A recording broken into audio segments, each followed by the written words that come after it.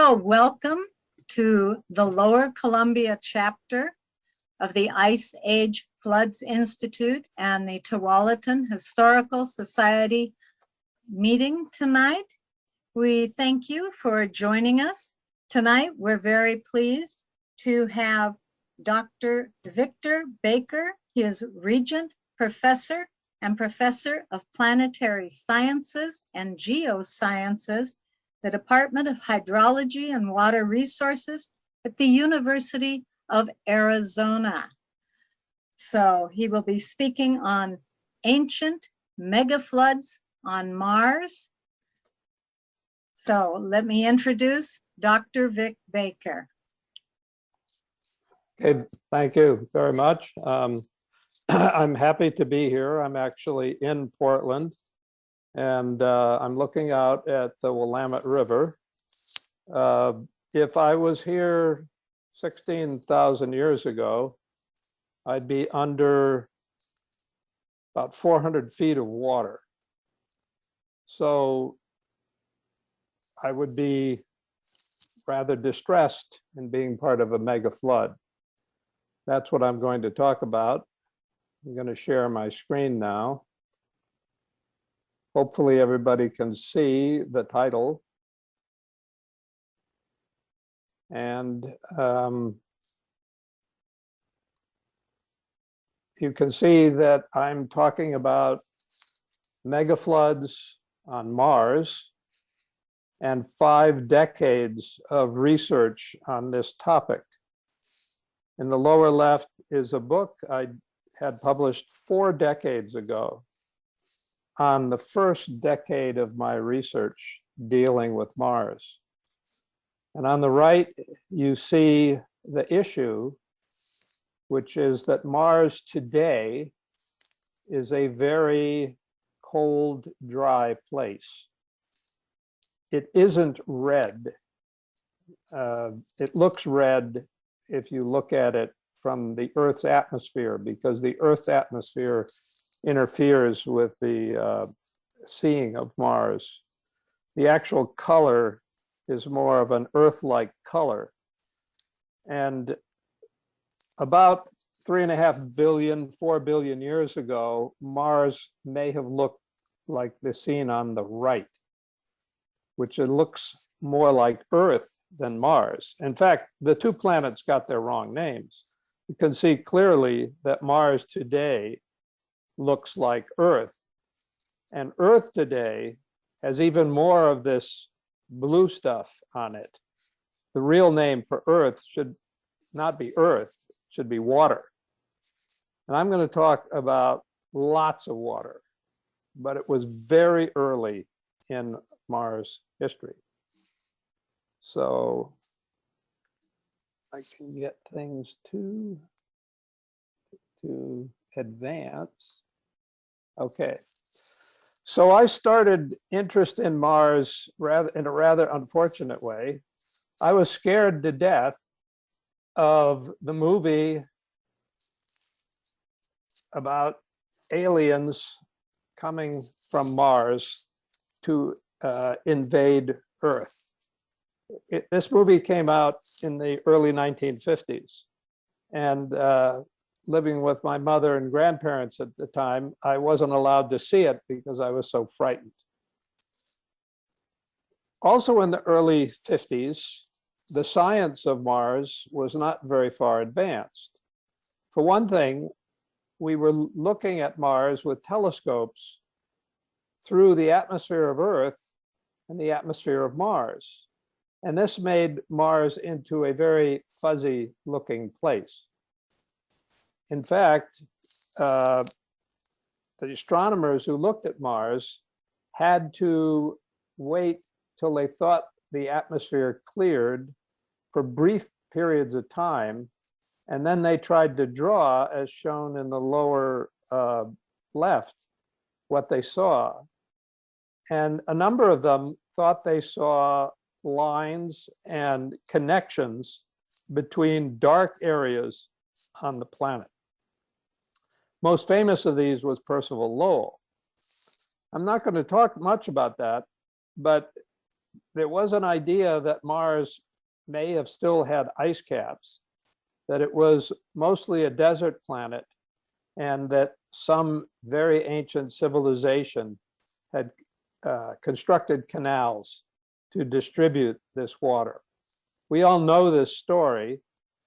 And even in the 50s, when telescopic views got better, it was realized there were these dark areas. There were still many astronomers who didn't accept Lowell's ideas, but some thought that the dark areas might be vegetation because there was seasonal changes in the dark areas. So the detail of the surface of Mars was not really known until the space age, driven by the competition with the former Soviet Union, what ultimately became the moon race. The United States and the Soviet Union sent spacecraft to various planets. The first one from the United States to fly by Mars took this picture, the first picture, an area 100 kilometers or about 60 miles across. And the picture shows impact craters made by objects that smashed into the surface of Mars very early in its history. It looked similar to the surface of the moon. And in fact, some at NASA thought maybe it was not worthwhile to explore Mars because it was going to be similar to the moon. We weren't going to learn a lot new about objects in the solar system. And this spacecraft probably took its images of the least important part of Mars. Mars seems to have a peculiar tendency to fool us. It's almost like it has a personality. The early spacecraft got information about the nature of Mars's surface. Very cold, average surface temperature even near the equator, minus 50 degrees centigrade, but cold temperatures, many 100 degrees or up to 200 degrees below zero. The atmosphere was nearly all carbon dioxide, completely different than Earth, which has a lot of oxygen. And it was very thin. We measure atmospheres in pressure, and the old unit of pressure was a bar, which is the pressure of Earth's atmosphere. And Mars's atmosphere is less than 1/100th of that pressure, so very thin atmosphere. Fortunately, in 1971, there was a spacecraft called Mariner 9 that orbited Mars. Here's a depiction of it. You see at the bottom that it had these old Vidicon cameras. These, if you remember the 1950s, the television cameras were these immense boxes that were in television studios. And this is that kind of camera. The technology, this was 50 years ago, just wasn't what we have today. And what I said about Mars trying to not let us find out about it prevailed, because the spacecraft arrived during a dust storm. And one of the engineers said Mars looked like a cue ball. It was completely bright. It took months before the dust storm settled. And when it did, the high points on the surface of the planet were seen first, and they were the summits of volcanoes. Completely different view of Mars than what that first picture showed. Volcanoes are part of an active planet. Earth has volcanoes. And so this was immediately telling the scientists that Mars was a different place.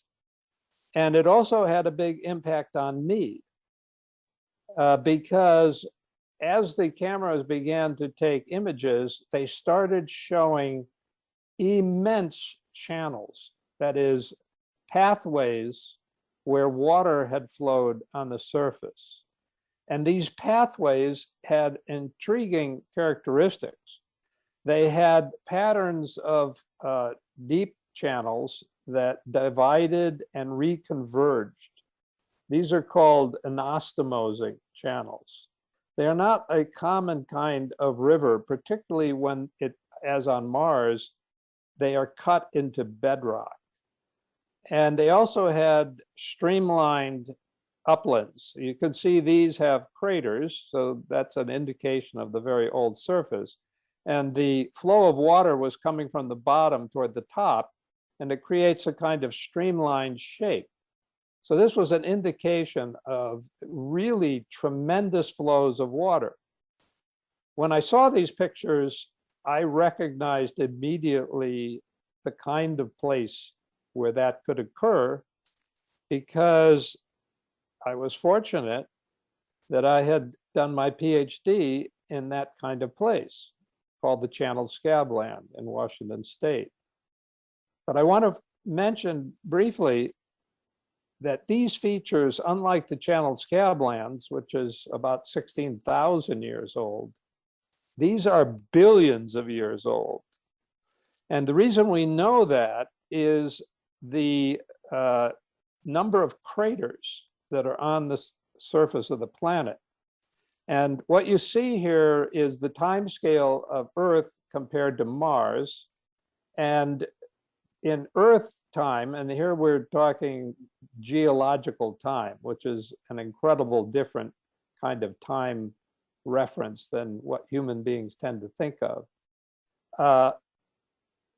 Multicellular life has only been on Earth the last 500 million years. Prior to that, there was life, but it was single-celled organisms. And on Earth, we have rocks that have been highly metamorphosed back to about 3.8 billion years, and there are no rocks on Earth older than that.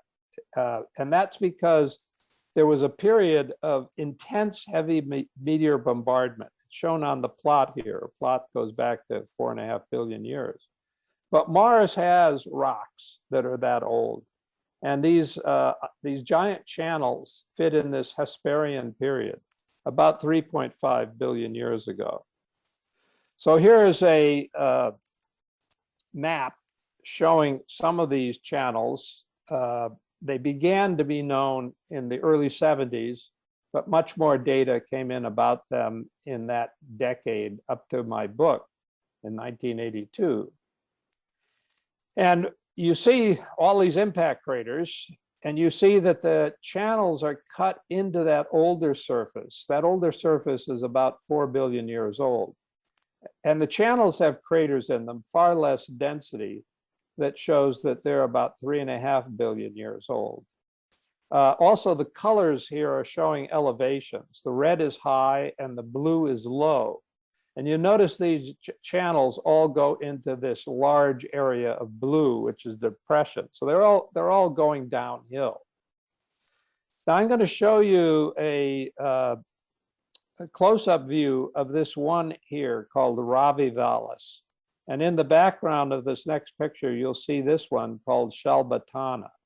Now this whole scene here is about 4,000 miles across. So we're just going to be looking at this little small area here. And here it is. This is from a camera system that's currently in orbit. It's on a spacecraft called Mars Odyssey. And you see this Aries Vollis. You see that it emerges from a depressed area. And there's also these areas of blocky, low-lying terrain. And that seems to be where the water emerged from underground that cut the channel away. In the background is this Shalbatana Vollis, which kind of emerges out of this larger crater structure, which must have held the water. Perhaps it failed in a kind of lake failure. Here's a close-up of this Anastomosic Channelway. This is maybe 300 or 400 miles across, so we're looking at a very large feature with these streamline forms and these eroded deep depressions. As I said, this immediately, I recognize this as something similar to what formed in the channeled scabland. Now, you probably know from other talks that have been given that the channeled scabland region proper is in eastern Washington state. And this depiction from one of my early papers shows the distribution of ice over the states of the Northwest. You see the boundaries of Oregon and Washington, Idaho, Montana. The areas in yellow were inundated by large-scale catastrophic flooding. One set of flooding was basically one event, came out of Lake Bonneville in Utah, which was in a much greater extension of the present Great Salt Lake. But the flooding that was induced in the channeled scabland largely, if not completely, arose from a impounded ice-dammed lake, Glacial Lake Missoula. It doesn't look very large relative to the scabland area, but the character of this lake was very deep, and that made it catastrophic. It was 600 meters deep, about 2,000 feet deep at the ice dam.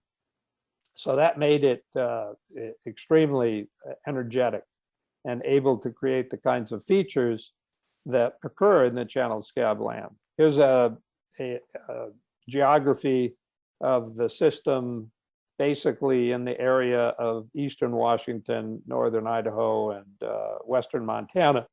And you see the lobes of the ice that had come down out of the Rocky Mountains in Canada, called the Cordilleran ice sheet. In green, you see the areas that were inundated by the catastrophic flooding, and the non-flooded areas are in this orange color. Glacial Lake Missoula with its ice dam, another impoundment that was there at various times, depending on the position of the ice sheets, called Glacial Lake Columbia, which spilled over the north margin of the Columbia Plateau. It's actually an upturned side of a basin, and created the multiple channelways of the channeled scabland. I was fortunate when I embarked upon my PhD research that the guy who actually wrote about this area just about 100 years ago, in fact, he did his first field work in the scablands in 1922, 100 years ago. And I'm an old enough guy, you can see I looked a lot different when I was able to interact with J. Harlan Bretz, and he was very helpful in my dissertation research and my work later. Since he lived to be 98, and he was very sharp until the end, it was very helpful to have his insights as I did my work. So, as many of you probably know, in the channeled scabland, we have features like these ancient cataracts, dry waterfall type features. This is a aerial picture I took of the Dry Falls complex. And you notice it has these long lineations that were carved by the floodwater in the basalt bedrock. And it has these head cuts. In the case of Dry Falls, these are about 100 meters high. And this whole complex is maybe 4 or 5 miles across, but not just these cataracts, but this deep lake extension here. And here is one of these features on the planet Mars that is similar but bigger. Here you see the cataract head at sea, and you see the longitudinal grooves. You can also see there are small craters on this eroded surface, which indicates that this is a very old surface, although the surface it's cut into is much older because there are bigger craters on it and a higher density of those craters. So you also probably know from other talks on the scablands that in addition to the dry falls, you have these scabland potholes and chaotically eroded basalt. There are giant gravel bars. And these streamlined hills, which can be quite beautiful on, as you drive through a region such as the Cheney-Palouse scabland that lies to the southeast or southwest of Spokane.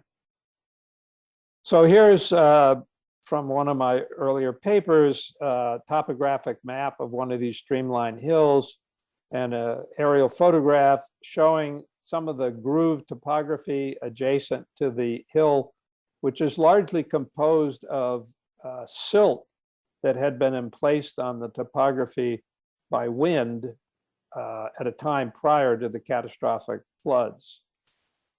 These features have a really beautiful shape. Here's, this is from a more modern spacecraft that has much higher resolution. And again, the high areas are red and the low areas are blue. And you can see the layered basalt flows have been stripped. There's a crater at the upstream end, and it's been shaped kind of like a trout in the stream, which has a, if you look at it from the top, you see the shape to it, which is streamlined relative to the water flow. And here's a depiction of this forming in a river that was done in the 15th century. And if you know something about history of not just science, but also art, you can recognize that this writing is reversed. This diagram was made by Leonardo da Vinci, and he shows the hydraulic process by which these streamlined shapes can be formed. So, as you also are probably aware about Mars, we've not only had orbiting spacecraft, and they got considerably more sophisticated after Mariner 9, we've also had landers. And this spacecraft is a very important one that produced a lot of important data. And you notice it looks very different than the Mariner 9 in that it has a much smaller camera, but far more powerful. And the camera is digital. It also has an instrument that's hard to see here called the laser altimeter. And what this laser altimeter does is it shoots laser beams that can be very accurately measured in terms of distance from the spacecraft to the planet's surface. And if you know other properties such as the orbit of the spacecraft, you can do a simple subtraction and use that to get data points on topography. This map showing the surface of Mars largely in the equatorial area, again with high areas in red and low areas in blue, was produced by 2 million laser shots on the surface of the planet. And it shows the topography. Also shown are the locations of many of the landers, although some of the most recent ones, like the Chinese lander that has a rover with it, is actually near the Viking 2 site. Currently, a lot of the news is from the lander that's in Jezero crater. And also there's another lander called Curiosity, which has been a lot in the news. But I want to talk a little bit about this guy. This lander was the first to put a rover on Mars, and it did so in 1996. And I have had a special connection to this. The mission was called Pathfinder. And this mission had a little rover called Sojourner. Now this little rover kind of almost looked like a toy. but it was able to move away from the landing craft, which came down with a series of balloons and bounced along the surface. But it landed in one of these outflow channels, and it saw a surface covered by large boulders. This is actually not one of the biggest ones, but this was a surface. And some of the boulders were imbricated. That is, they looked like water flow had gone over the surface. Also in the image are these hills, which when you looked at them from orbit, you would see these are streamlined hills. So this was in an outflow channel called Aries Vollis. Just to show you on the previous scene, this is the Aries Vollis here, and here's where this Pathfinder spacecraft came down. And my connection to that was that the field site on Earth, where they tested out this little lander, was in the Strait Fan in the Channel Scabland. The Strait Fan has a large accumulation of giant boulders that were scoured out of a narrow constriction in the Scabland flows, areas that were impacted by the water coming down the Grand Coulee system. This is the largest of the boulders in that area, so it's obviously one I highlighted quite a lot in my dissertation research, and here's the field vehicle that we used at the time. But this little rover, a prototype, was tested in this area of the Channel Scabland, and it turned out it was a pretty good test because, as you saw from the pictures, it landed in a boulder-covered area. Here's a map of the portion of the Channel Scabland where this occurs. The reddish color is this silt-covered upland. The areas where the arrows are where the cataclysmic flood flows went, and EF is where the Strait Fan was, and you see the divergent flow patterns there.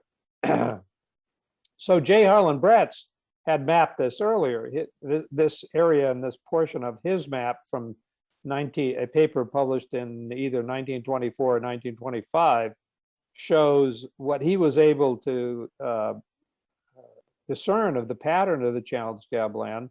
And this was before air photos. He went in the field with his students here riding in the Model T Ford. He had a nice enclosed Dodge four-cylinder car, and but he had his family along, so they weren't going to be with the rowdy students in the back. Here's Bretz writing up one of his papers at his office in the University of Chicago. And as you also know from other talks, probably Bretz's ideas 100 years ago didn't immediately win favor with his colleagues. It was very controversial that he was ascribing to immense catastrophic flows of water that produced these unusual landforms of the Channel Scabland region.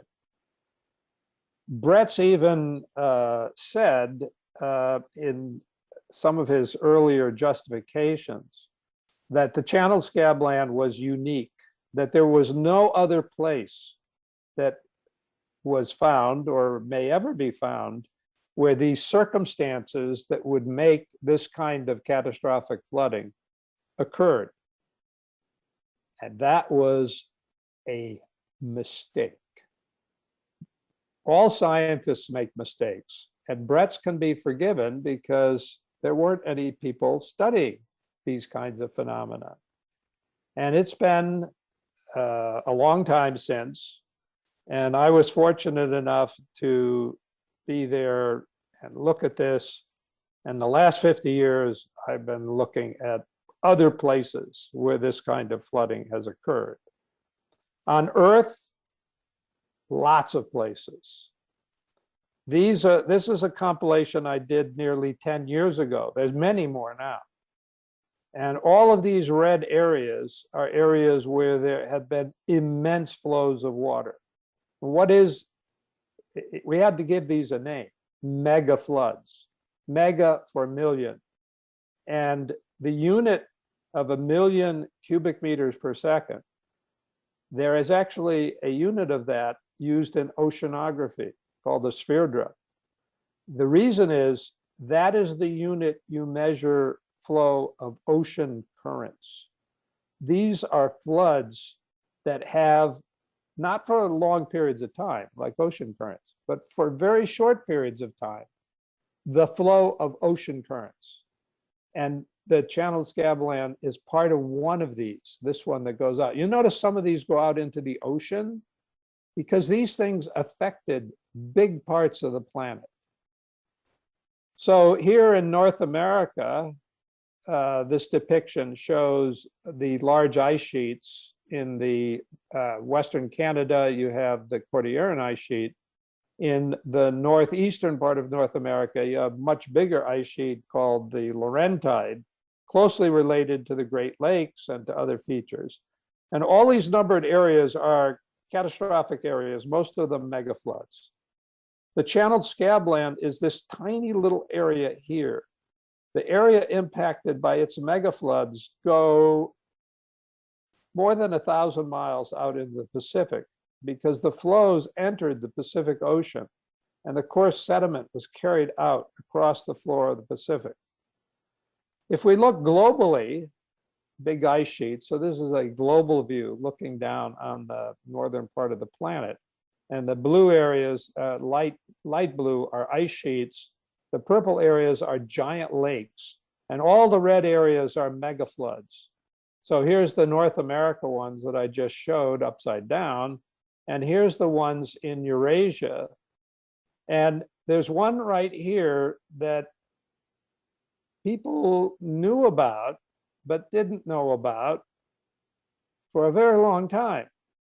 It's called the English Channel.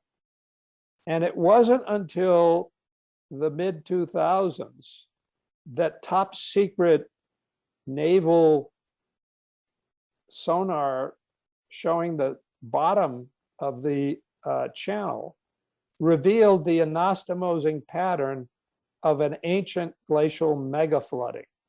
And here are some of the depictions of this. My friend, now also working on Mars floods, Sanjeev Gupta, was able to get this. And you had this remarkable feature on the surface of the Earth that was created by mega flooding.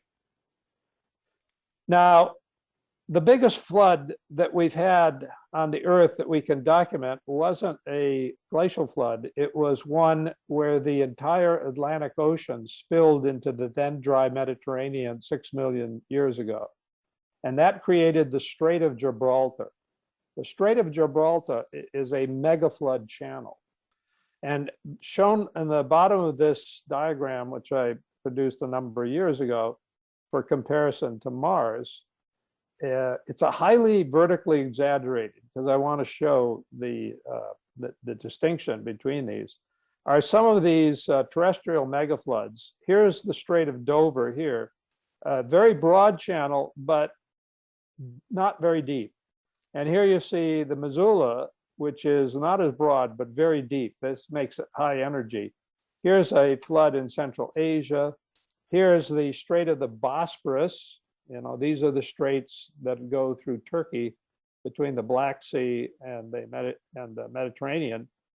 Here is another strait, in, not strait, an area in what's now southern Russia that is a connection from the Caspian to the Black Sea. And shown at the top are two of the bigger Mars channels. These are the biggest flood channels in the universe that we know about so far. So you can see Brett's was very wrong about his example being one. It gets even more interesting in the case of Mars because these big channels, and you may have noticed this from some of the earlier pictures. They go to this low area, shown here in blue, that is in the northern part of the planet.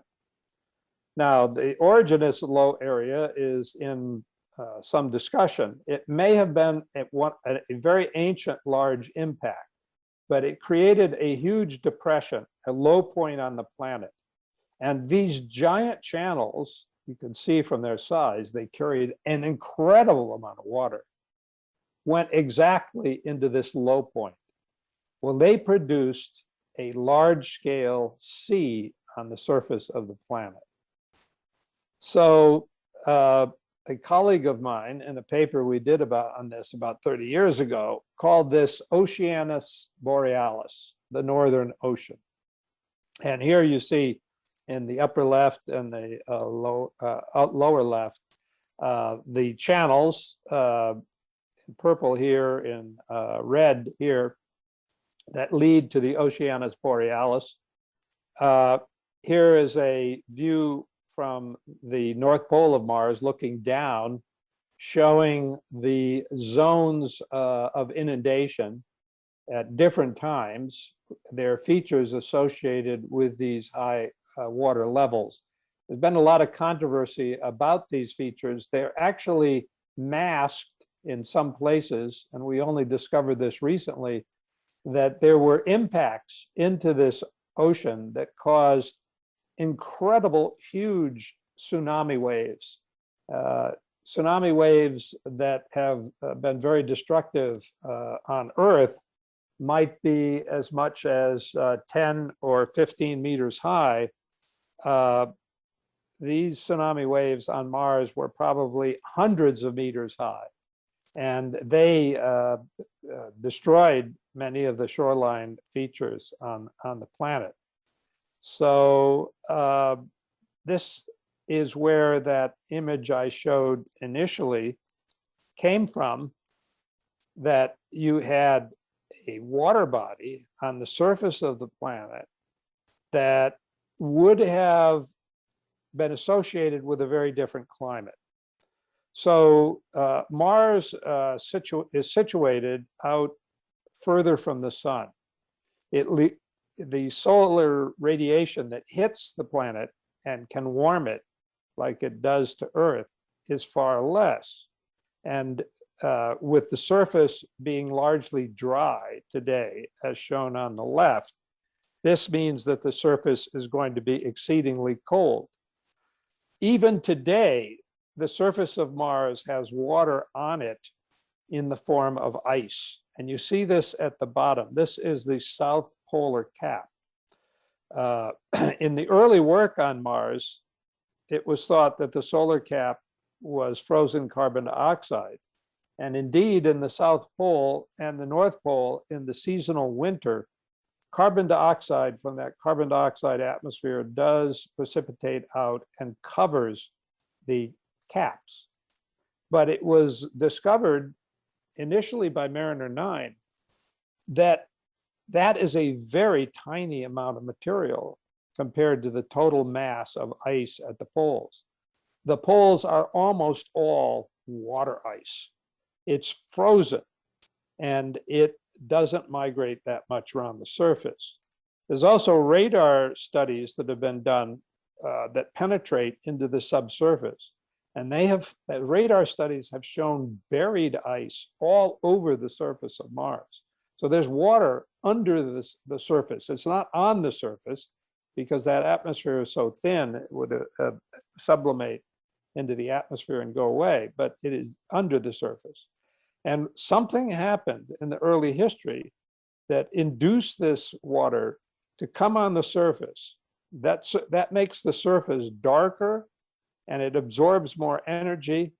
You get evaporation off that surface, and you get weather. And when you evaporate off a warm, dark surface, the clouds move into the land surface, you get precipitation. So about 30 years ago, a bunch of colleagues and I did a paper where we proposed that that you had all kinds of interactions between the surface and the atmosphere.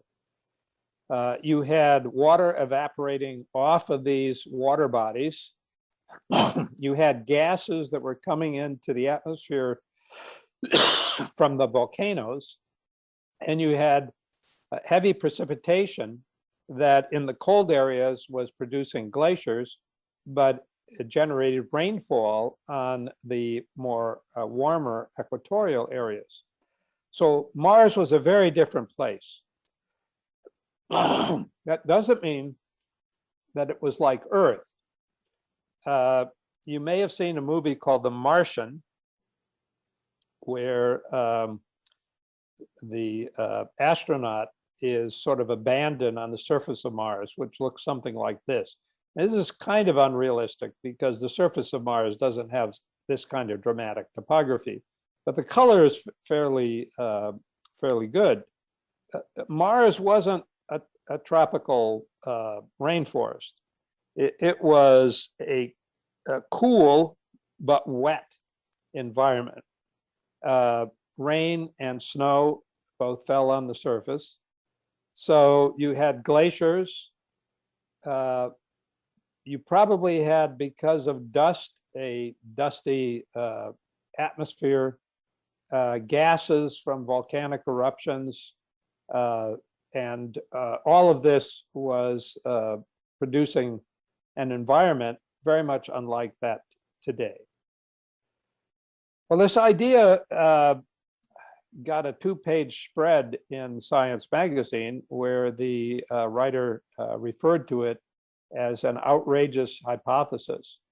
And it was controversial in the community. In fact, one of the scientists at the time who didn't quite buy this idea, named Mike Carr, we had a debate in a meeting of the American Astronomical Society that was moderated by Carl Sagan. And I presented the case for these oceans, and Mike presented not a totally negative view, but one that was a little more reserved. The debate goes on. It's still not resolved. And some of the current missions are dealing with issues that are related, not directly confirmatory or not. One of the missions that you may be familiar with was the one called Curiosity, a very big, powerful rover, very much unlike Sojourner. This one is the size of an SUV that entered a crater called Gale. And you can see this image showing a very large scene. Gale crater is many tens of kilometers across. And again, topography with red high, and in this case, purple is a low area. See the heavily cratered upland, very ancient. The low area was the area covered by the Northern Plains water body at times. And the floor of the crater was a low area. So here's the Curiosity rover, all kinds of instruments on it, much more complicated than I can describe. And it actually landed where a valley came into the crater floor, shown in dark here.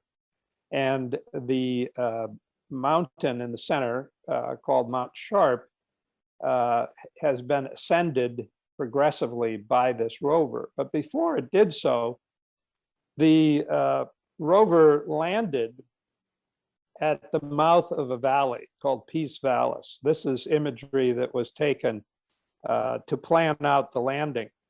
And on that image, it was realized that the mouth of this valley was an alluvial fan, and the sediment gets finer as you go downstream on the fan, and eventually it becomes fine clay minerals, which is shown by the red. The lander was actually on the fan. And when the cameras started taking pictures of the spacecraft, from the spacecraft, the The people were on the team were surprised and didn't initially announce it until they got confirmation. But what it showed was a rock that we recognize on Earth called conglomerate. These are pebbles and cobbles.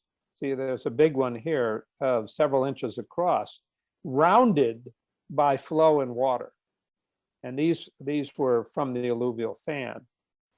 As this rover moved away from that coarse-grained part of the fan out into the fine-grained material, it encountered the clay sediments shown here. And this clay is cracked, not unlike mud cracking, but very old, billions of years old. So there was actually a lake at the bottom of this crater. The most recent mission you probably have heard about because it had a little helicopter associated with it is Perseverance. It landed in 2021. The helicopter is called Ingenuity. The helicopter was really an engineering thing to show that local reconnaissance could be done in front of the rover, which looks very similar to the Curiosity rover.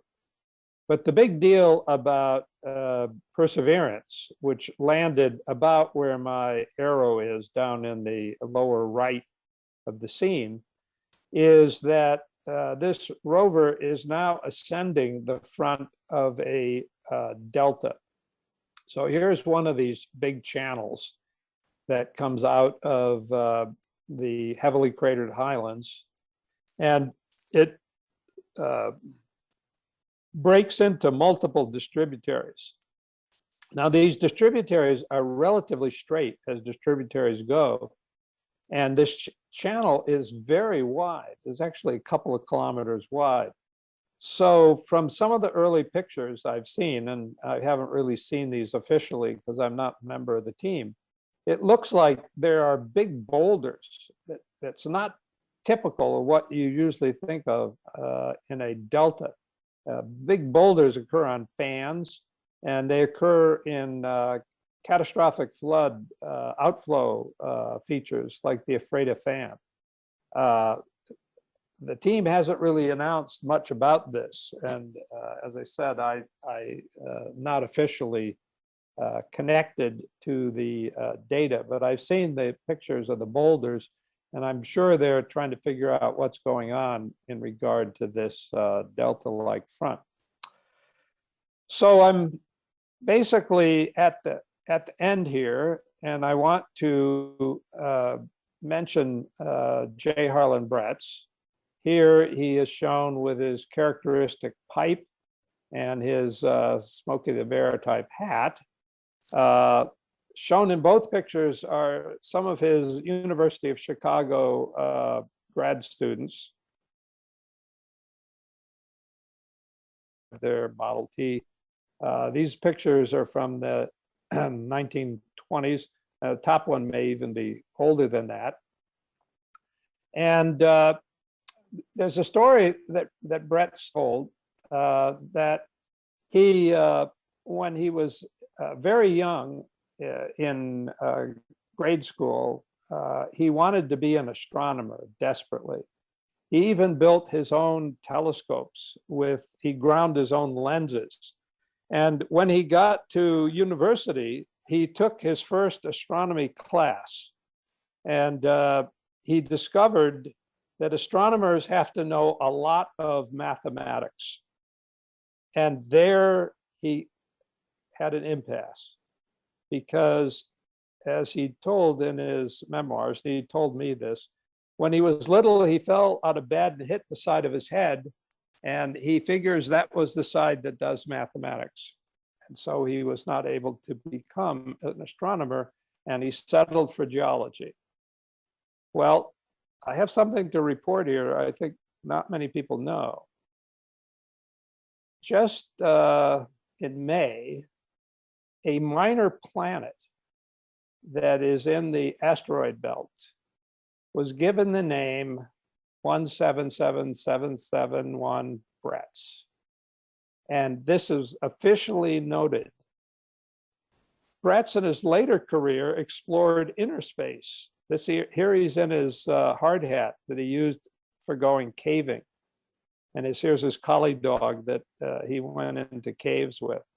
But Bretts is now recognized, and this was done by my university in a survey that was done of the for him. Officially, his name was Harley Bretts. It's another story about how the J. Harlan came. I think it's fitting that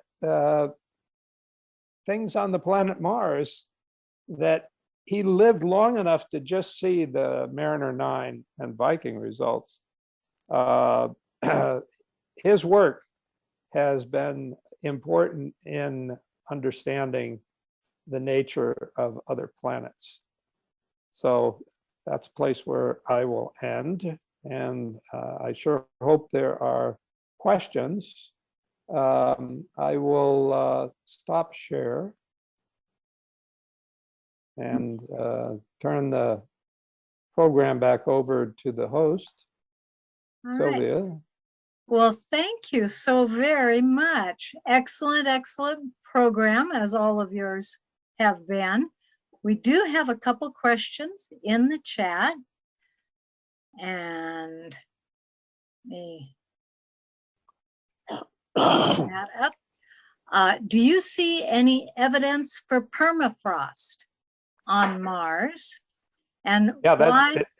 The permafrost by its nature is in the subsurface, but there are many manifestations of permafrost when it contains ice. Now, the term permafrost is perennially frozen ground, and all that means is that the temperature, if you were to put a thermometer in the ground, would be below 0 degrees centigrade year to year. It continuously below 0 degrees centigrade. So it doesn't have to have any water in it. But what has been found from Mars is there is subsurface ice. In fact, some recent missions have shown there are even ice cliffs. They have a cover of material over them. But locally, there has been exposure of the ice by landsliding or some recent process. And that kind of permafrost ice is sometimes called sill ice.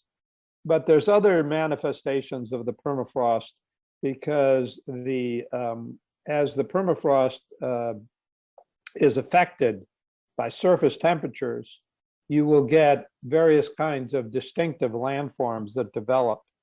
These often have Eskimo names, like, or Inuit is the proper name for the people, like pingos, which are little hills that are created by masses of ice that push up through the surface of the ground.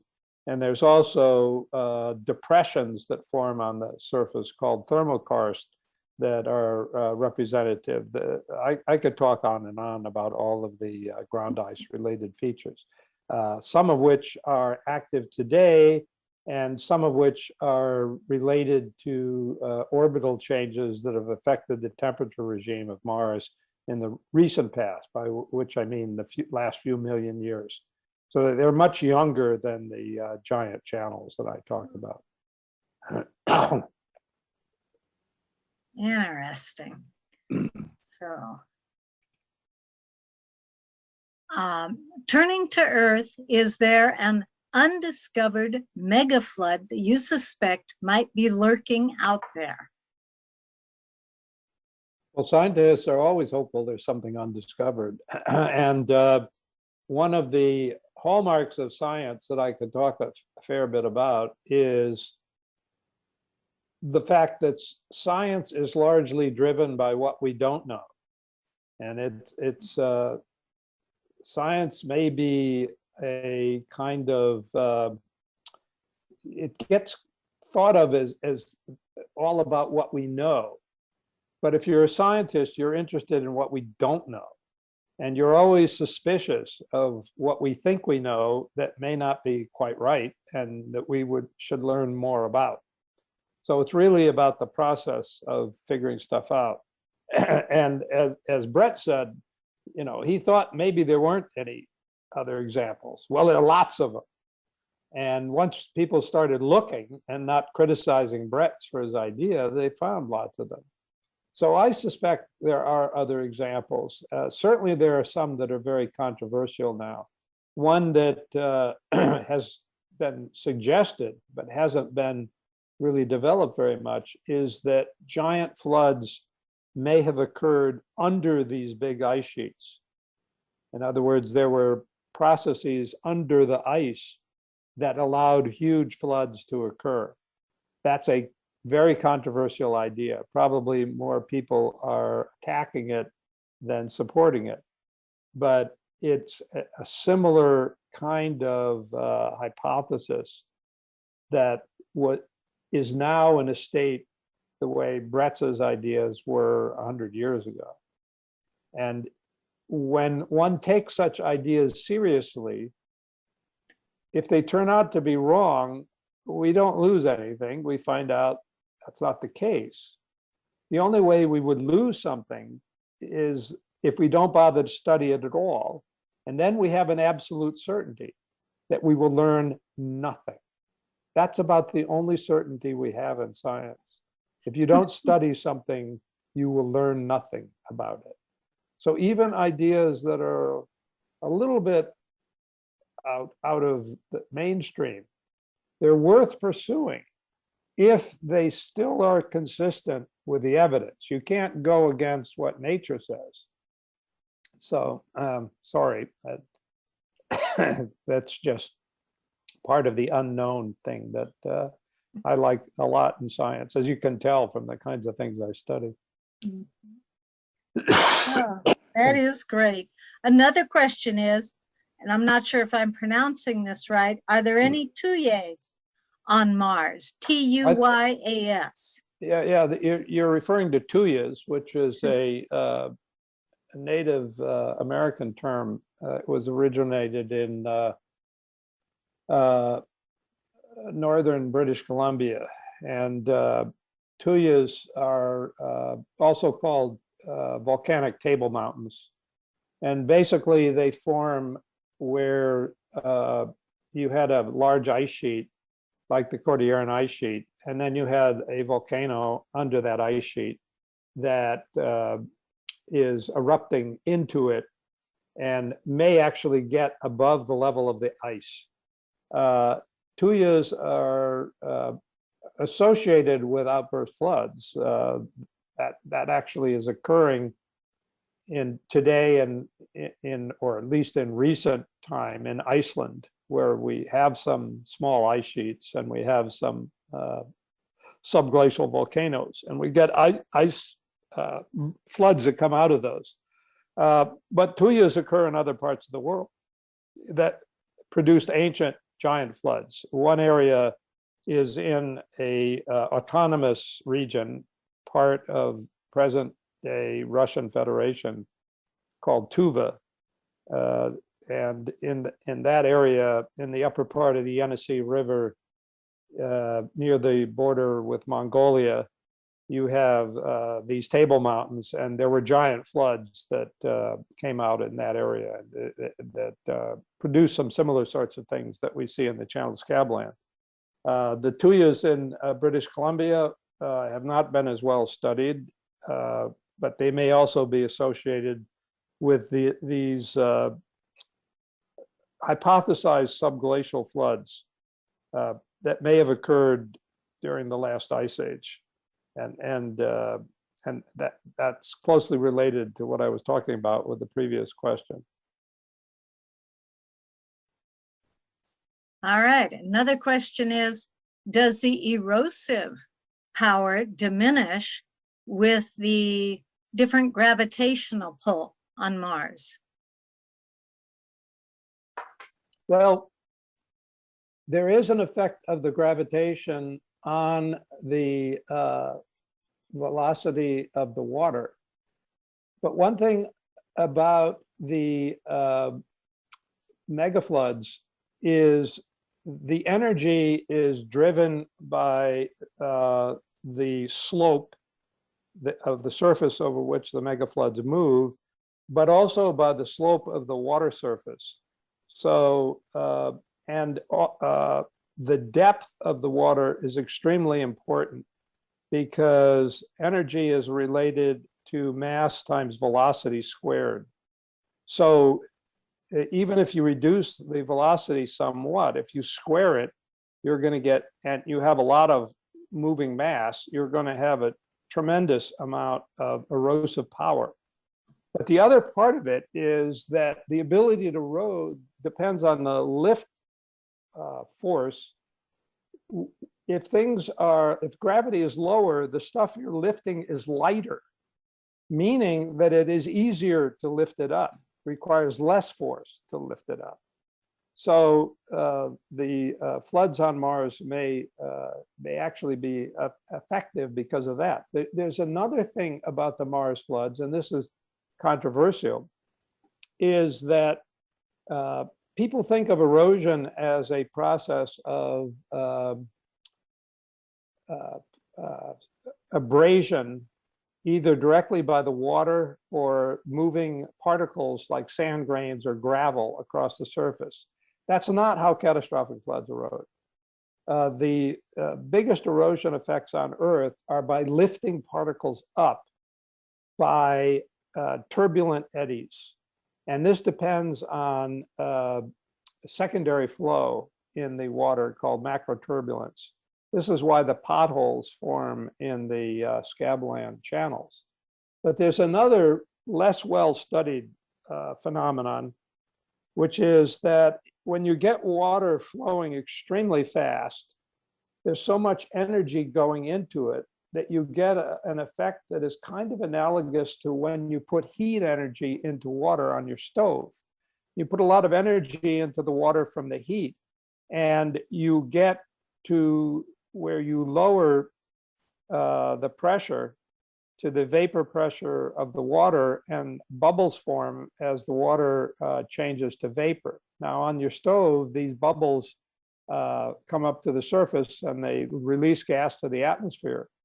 But in a deep water flow, you can form these cavitation bubbles, and they will move to the boundary, which is the bedrock, and they will collapse because the pressure changes at the boundary. When they do that, they create a jet of energy that is the most powerful known erosive force. It is an engineering problem on high-speed propellers on boats because it will pit steel. In other words, just the water, the forming of the cavitation will pit steel propellers. So that effect is actually enhanced on Mars in the flow because the atmospheric pressure is so low on Mars, and your differential pressure is going to be a feeding of this cavitation process. Now, what I said is a controversial idea. It's not really been worked on very much scientifically. I suggested it 50 years ago, and one reason it has been studied is that you can't easily do experiments on it. Your equipment will be destroyed. It is so powerful, it will destroy the experimental apparatus that you will try to do to work with it. So people need to figure out how to study this. I believe that's what they said happened at I believe it was the Glen Canyon Dam. Yes, something the dam builders don't like people to realize. This is another aspect of my work, that every dam creates a flood hazard on a river that is greater than anything nature could produce at that place. Because the failure of a dam is the biggest flood you have to worry about. Now they'll say the dams don't fail, and Glen Canyon Dam in 1980, I believe, when it filled, nearly came close to a total failure. If you've seen a picture of it, you'll know that we might have had a very nice catastrophic flood experiment, but much to the problem for water in the American West, which has its own problem because of climate change. But the problem of destroying the dam would be far worse. And it almost happened. And it happened because Glen Canyon Dam had an underground spillway, and the water that came through it cavitated, and it was tearing the whole thing apart. Fortunately, the water level dropped before it totally destroyed it, but it still got that underground spillway. It's thanks to climate change, the dam isn't an imminent problem of having that kind of failure, but it is still an issue.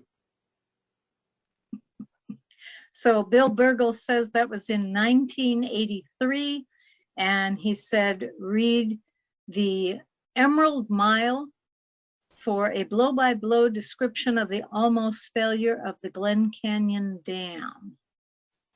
Yeah, as I recall, that book has the description of them using plywood on the top of the dam as the water levels went up to try to keep it from going over the top of the dam, which would have also been a problem, although the spillway may have been a worse problem.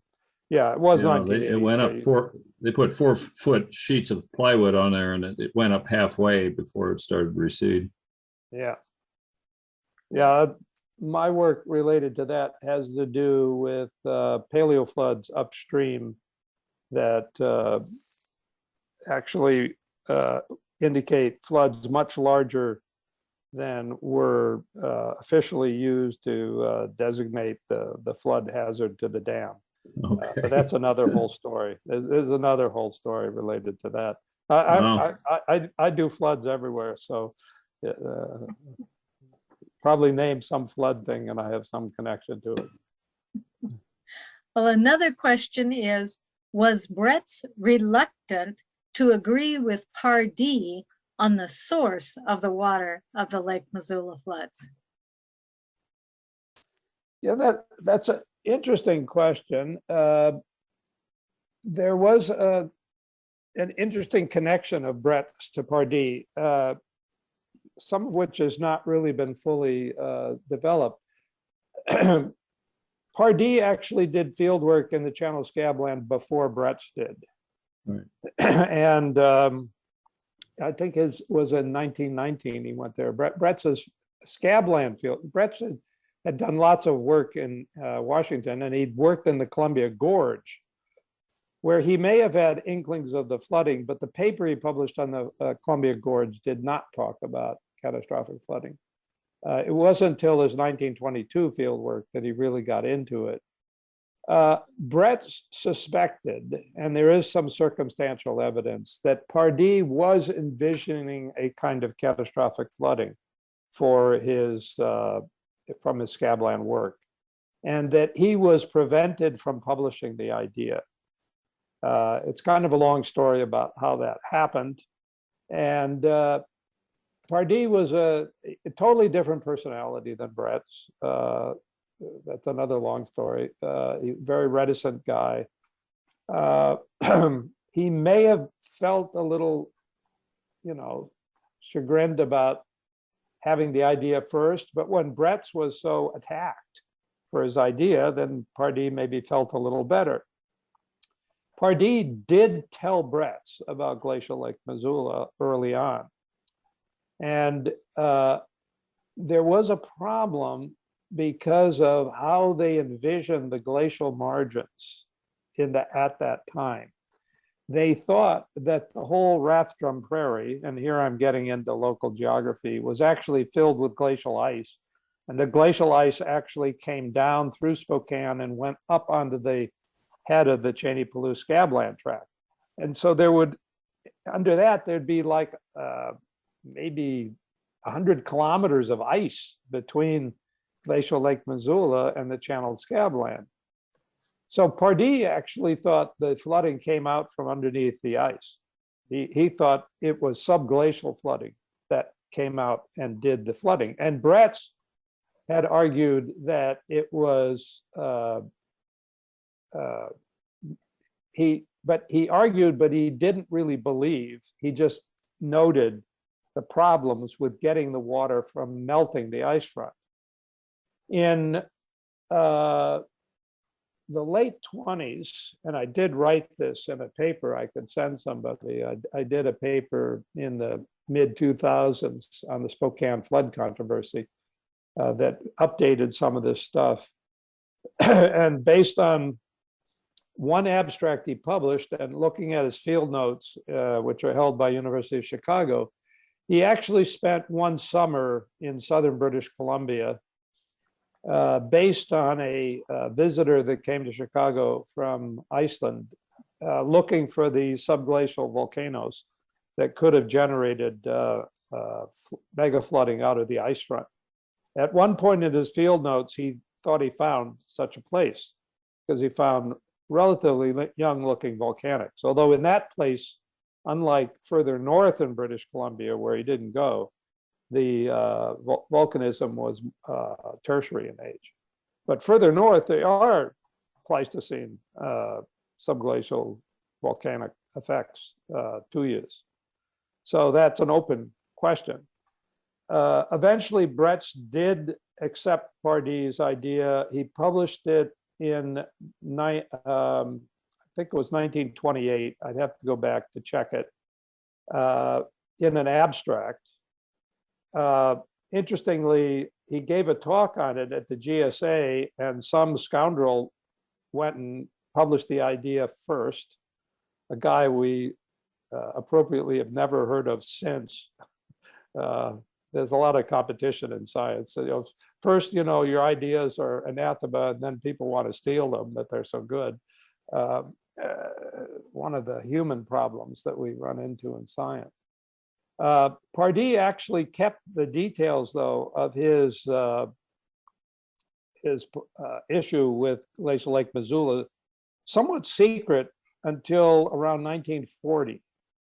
And he actually waited until he got his retirement officially from the USGS before he turned in, it's like the same day or the next day, his paper on unusual currents of Glacial Lake Missoula, where the paper is filled with obvious evidence that Glacial Lake Missoula failed catastrophically at least once. In that paper, he says nothing about where all the water went. It's a masterful piece of work that just shot out there. And anyone who knew anything about the problem knew exactly what the connections were. Pardee, there's more about Pardee that probably I shouldn't tell the stories about. He was a kind of a very different kind of character than Bretz. All right, another question. Compare the size of Mars to Earth. Well, it's a lot smaller. I guess the best way to compare it is that the total surface area of Mars is about the same as the total area of land on the Earth. So the Earth is about nearly 70% covered by ocean water and about 30% land. Well, the surface area of Mars is similar to that 30%. So when we study Mars, we're looking at kind of the same amount of land as we study on the Earth. And we, geologists, we focus a lot on the land, but there's a lot of submarine area on the Earth too. And I'm not neglecting that, but that's kind of the comparison. Another way to compare it is the gravitation, which of course is related to the mass, and the gravity is about 4/10 of the Earth's gravity. Interesting. So where did all the water eventually go? Well, there's that's one of the questions that has been argued about a long time. Astronomers like to think that it went out into space. That's just where astronomers study, and there have been a lot of theoretical arguments that if you had this water on the surface, it would go into the atmosphere. The gravitation is fairly low. In the atmosphere, you can break down the water, H2O, into hydrogen and oxygen. The hydrogen, being relatively low in mass, could readily escape. The oxygen would combine with rocks on the surface and make for an oxidized surface, not red, but brownish, yellowish. So that idea was attractive. There was a mission called MAVERN, which tried to calculate the very complex interactions in the Martian atmosphere for water loss. The problem with that idea is not just that you can lose the water that way, it's that the water was never on the surface for a long period of geological time. Remember the thing there talked about episodic oceans. They didn't last a long time. They were more like ephemeral seas. And even when they hit the surface, they probably froze over and got covered with dust. So that water didn't readily get into the atmosphere to be lost. Where could it go? Well, a lot of Mars is volcanic rock, basalt rock. If you've ever been to areas that have a lot of not so old basalt, an area is the Snake River Plain in Idaho, you don't see rivers on the surface because all the water goes underground. It infiltrates rapidly.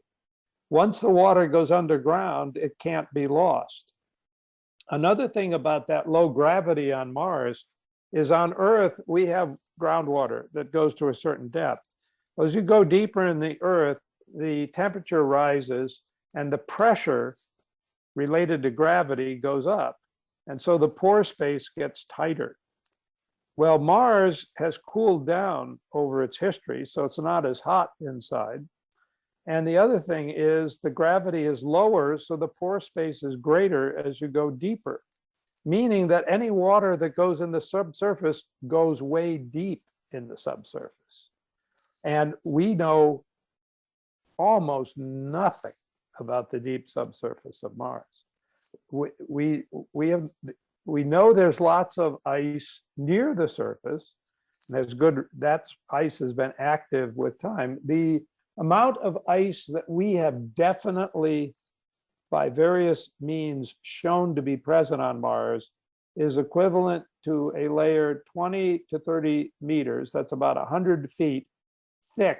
If you put all that water on the surface, it would be 100 feet over the entire surface of Mars. That is the water that is either at the caps now or within tens of meters of the surface. The amount of water that may be in the very deep subsurface, if it produced this large lake or water body, is probably equivalent to not 100 feet, but maybe 2,000 feet spread over the surface of the planet. And it's no problem at all to store all that water down in the subsurface. There's a related issue to that, which is even more outrageous. And that is, if you had living organisms on Mars, remember I talked about the single cellular things on Earth. Earth had this ocean, and the single cellular things that were on Earth were that. But one thing we don't know as much about, but we do have discovered them, is that the earliest life on Earth is associated with what are called extremophiles, which were organisms that lived in hot places or difficult places under high pressure. And Mars's subsurface environment is no different than Earth's subsurface environment. So if you had a biosphere on Mars, where would it be? It would be in the deep subsurface, where we haven't been able to find it, and where Mars, I talk about Mars hiding things and keeping things, us from knowing about them, that's the biggie. If Mars is hiding a deep subsurface biosphere, it would be associated with all this water. That's something I think about. As you can see, I think about some of these more outrageous ideas. Always something new to explore. Another question. Why is the low area on Mars concentrated in the north part of the planet? It's only in the north part of the planet, they said. It depends on what caused it. As I said, the leading idea now is a very large impact that occurred very early in the history of the planet. There are other large impacts that occurred in the history of the planet that are a bit younger, and they aren't all in the north. They are in different areas. If it was caused by something internal in the planet, then it would have to do with the mantle of Mars, which is the part above its core. And you would have to have some kind of major, like, convection within the Martian mantle that would produce a big downwarping on the surface. Either Mars had something special because of its current orbital position, or, and this is also possible, Mars, unlike Earth, didn't stay spinning with the same orientation through time. Earth has a large moon, and in the interaction between the Earth and the moon, the axis of the Earth's spin doesn't move around a lot. The tilt of that axis is called the obliquity, and that tilt only goes to about 1 degree or so. I don't remember the exact number. But Mars doesn't have a large moon. It has a couple of satellites that are captured asteroids, and they're not very big. They don't affect the rotation. So Mars has probably flipped around in its rotational axis through time. So that idea would be that, you know, it could hit anywhere, and it just happens that Mars is in a position now that it's rotating with its axis and that one orientation. But it, you know, it's a good question, but it depends on other things that we don't know yet. Interesting. Is there evidence of any seasonal, repetitive, smaller floods matching the multiple floods, more like the belt series rocks? Seasons on Mars are produced, I think maybe you're referring to longer timescales, like the Earth's orbital variations, which are on thousands of years of timescale that have to do with the ellipticity of the orbit, the tilt of the axis, the precession of the axis, like how a top, when spinning, precesses around. Mars has all of those. And that kind of process on Earth does produce repetitive layered sequences of rocks. We have repetitive layered phenomena in the polar caps that may be related to that process, but the polar caps have depended upon seasonal emplacement of ice from the atmosphere, condensating water vapor, and dust. And that may be driven by that kind of cycling. There are lake basins on Mars, but the sediments in those lake basins have only really been observed from orbit, with the exception of the one I talked about in Gale Crater. And that one doesn't have exposures that are thick enough that we see that kind of layering. But I wouldn't rule out finding that kind of thing. We've only explored a tiny amount of the surface of Mars. So we've only had these rovers in a few discrete places. And the other thing about them is they've been limited by the engineers. Geologists would like to put things in all kinds of different places on Mars, but the engineers always want to land in the lowest elevation places where there's thicker atmosphere to slow down parachutes and make for safe landings, because above anything else, NASA does not want to have a failed landing. That's when Congress doesn't give them money for more exploration. Yeah.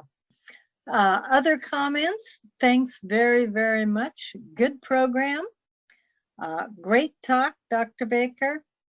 Very informative. So those were all the questions in the chat. Does anyone else have a question? They can unmute and ask.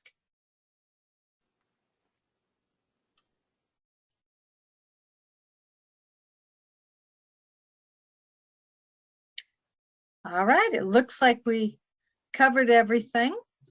So thank you very much, everyone, for joining us tonight. Thank you so much, Dr. Baker.